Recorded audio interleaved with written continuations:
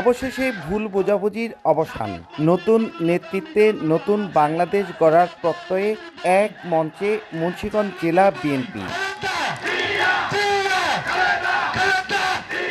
জনতার নেতা হিসেবে পরিচিত সাবেক স্বাস্থ্য প্রতিমন্ত্রী মিজানুর রহমান সিনহাকে ঘিরে দীর্ঘদিনের হতাশা কাটিয়ে উজ্জীবিত জেলা বিএনপি নেতাকর্মীরা স্বপ্ন বুনছেন এলাকার উন্নয়নের। প্রিয় নেতাকে কাছে পেয়ে চারিদিকে যেন আলোর ঝিলিক।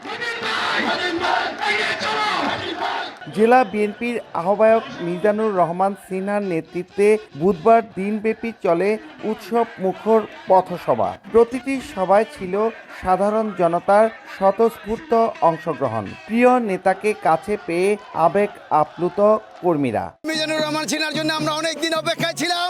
সেই মিজানুর রহমান সিনহা আজকে আমাদের মাঝে আসছে, সেই জন্য আমাদের অনেক আনন্দ লাগতেছে। এই কমিটির মাধ্যমে মুন্সিগঞ্জের ঘাঁটি হিসাবে আমাদের যে মুন্সিগঞ্জ বিএনপির ঘাঁটি, সেটা আবার পুনরায় উজ্জীবিত হবে।